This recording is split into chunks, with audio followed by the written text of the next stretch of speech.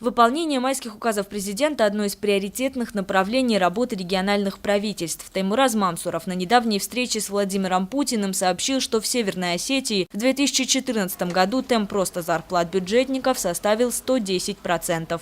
Как они формируются? За основу берутся 100% 2013 года, то есть это 18 664 рубля средняя заработная плата.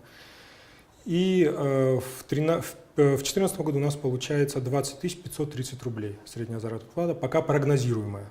За 2013 год она уже утверждена, Росстатом цифра эта. В 2014 году она пока прогнозируется.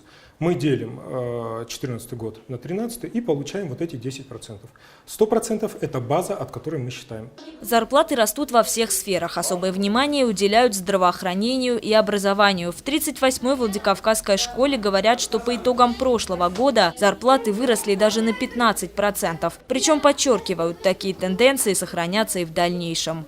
К концу года в расчете на ставку зарплата учителя составила в среднем 21 тысячу рублей.